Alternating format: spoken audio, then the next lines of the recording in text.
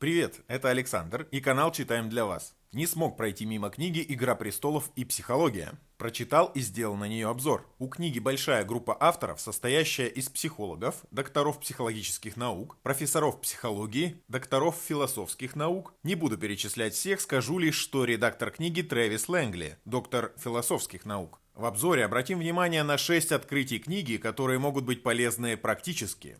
Во-первых, авторы дают понятное определение, что такое внутренняя и внешняя мотивация. Джон Сноу и Игрит начинают встречаться, потому что хотят именно встречаться. У них нет какой-либо скрытой цели. Это пример внутренней мотивации. Дейнерис вступает в брак с Кхалом Дрога ради военного союза. У Дейнерис мотивация внешняя, то есть ей движет не желание выйти замуж за Кхала Дрога, а внешняя, корыстная цель. Психологи чаще рекомендуют руководителям в отношении их подчиненных, родителям в отношении их детей использовать внутреннюю мотивацию. Хотя пример с Дейнерис показывает, что есть случаи из серии «Стерпится-слюбится». Вторая рекомендация авторов книги «Игры престолов» и «Психология», которая мне показалась интересной, тоже касается мотивации. А пример относится больше к съемочной площадке сериала. Джек Глисон, сыгравший Джоффри Баратеона, отчасти утратил интерес к съемкам из-за внешней награды, обеспечивающей избыточное обоснование для выполнения задачи. По его словам, отношение к актерскому делу изменилось, когда игра превратилась в заработок. Хотите заинтересовать собеседника в чем-либо? Постарайтесь сделать акцент не на вознаграждении, а на привлекательности самого предмета разговора. Например, чем интересна задача, а не сколько подчиненный получит за ее выполнение.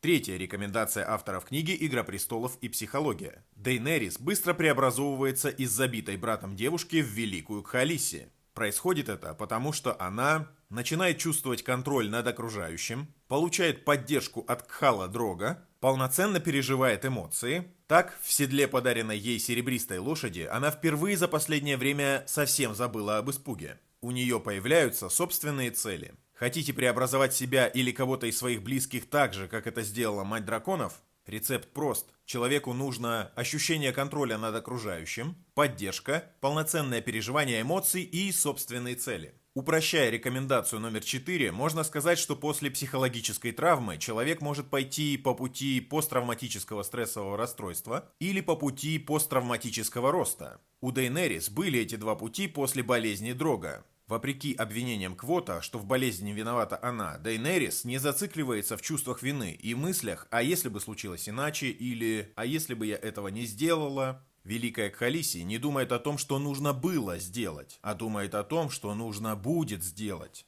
И в этом мы можем брать с нее пример. Психологи утверждают, что осмысление – это лучшая возможность откорректировать свое мировосприятие в соответствии с произошедшим. Согласно типологии Дианы Баумринд, родителей можно разделить на 4 категории, используя 2 вектора – чуткость и требовательность. Высокие чуткость и требовательность. Авторитетное воспитание в стиле лютоволка. Нед Старк проявляет теплоту к своей дочери Арии. Например, Нед считает, что девочкам не нужно мастерство боя на мечах. Но когда понимает, что для Арии это важно, позволяет ей освоить владение мечом с учителем танцев.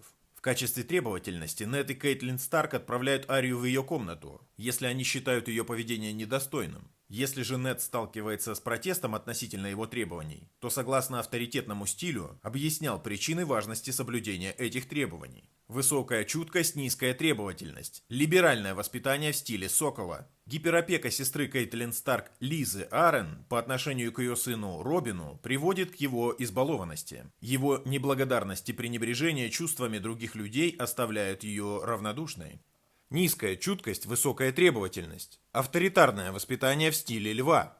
Тайвин Ланнистер не проявляет чуткости ни к одному из своих детей, а его требования должны выполняться беспрекословно. Причем «ты сделаешь так, как я прикажу» – единственное объяснение причин необходимости выполнения требований, что сильно отличает стиль этих требований от авторитетного стиля лютоволка. Индифферентное воспитание в стиле оленя – герб и методы семьи Баратеонов. Низкая чуткость Роберта сопровождается пониманием и принятием его этого низкого уровня. «Я никогда не годился в отцы», — говорит он на смертном одре. Яркий пример низкой требовательности — отказ от попытки разобраться в конфликте Джоффри и Арии. Воспитание лишь одна из переменных, которые формируют личность ребенка. Тем не менее, психологи и авторы книги «Игра престолов» и «Психология» отмечают общие тенденции превосходства авторитетного стиля воспитания, которые продемонстрированы в сериале обилием примеров семьи Старков и антипримеров семей Арренов, Ланнистеров и Баратеонов. От пятой рекомендации по воспитанию к шестой рекомендации укрепления супружеских отношений.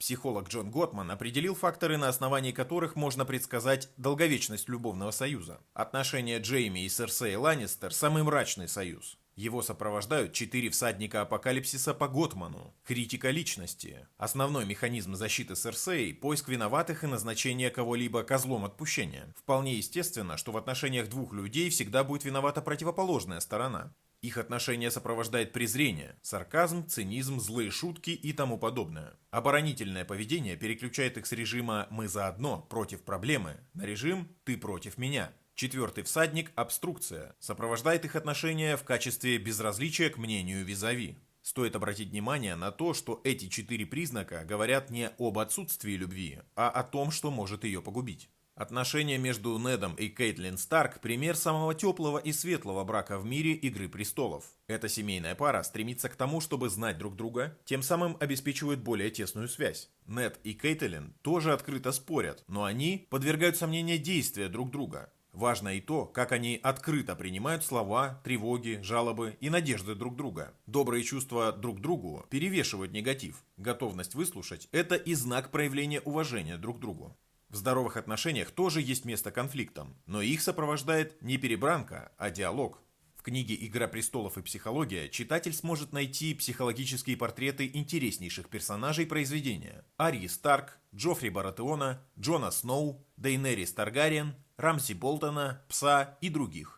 Множество интереснейших примеров пересечения психологических аспектов и жизни персонажей. Какие потребности по Маслоу важны героям «Игры престолов?» А сценаристы и писатели смогут раскрыть секрет успеха создания таких живых персонажей. Канал «Читаем для вас» рекомендует книгу к прочтению. Получить скидку на ее покупку вы можете, пройдя по ссылке, указанной в первом комментарии к видео. Поддержите канал «Читаем для вас». Подписывайтесь, ставьте колокольчик, ставьте лайк, делитесь этим видео с теми, кому оно может быть полезно. Подписывайтесь на наши группы в социальных сетях, ссылки на которые вы найдете в первом комментарии к видео. Буду рад вашей обратной связи в комментариях и до новых обзоров!